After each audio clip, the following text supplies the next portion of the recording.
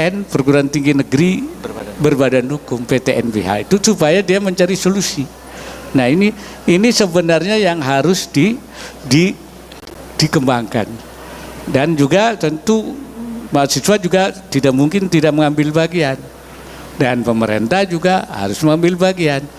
Menurut saya solusinya itu ya dibagi ini, ya harus menjadi beban pemerintah sesuai dengan kemampuan, menjadi beban mahasiswa sesuai dengan kemampuan, dan menjadi beban perguruan tinggi melalui badan-badan usaha yang dikembangkan untuk menanggung sebagian.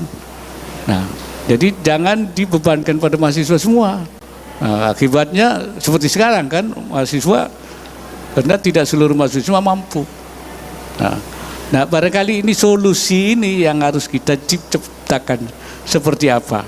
Dan perguruan tinggi juga diberi apa namanya itu ya, advokasi lah, untuk dia bisa mengembangkan usahanya sebagai badan hukum. Ya, jadi perguruan tinggi juga jangan hanya kan PTBNBH itu dia bebas, jangan hanya bebasnya saja, ya kan, bisa melakukan ini karena dia badan hukum, tapi tanggung jawabnya enggak gitu kan, itu juga tidak fair. Jadi pemerintah juga tidak mungkin lepas tanggung jawab, pemerintah harus mengambil tanggung jawab, karena ini bagian daripada tanggung jawab pemerintah. Nah, mahasiswa juga ya sesuai kemampuannya, tapi juga bukan tidak ada beban, sesuai. Nah, kalau proporsionalitas ini dibangun, menurut saya kita bisa, ya, mahasiswa juga menanggung sebagian dan seluruhnya. Barangkali itu menurut saya.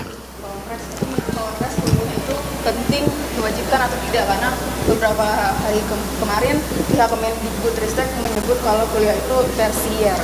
Kalau menurut Pak Wapres itu wajib atau tersier? Ya, tersier itu kan dalam arti bahwa tidak semua orang harus masuk perguruan tinggi, tapi tidak berarti tidak penting.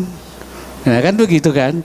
Mungkin istilah inilah yang menjadi istilah ini di perdebatan.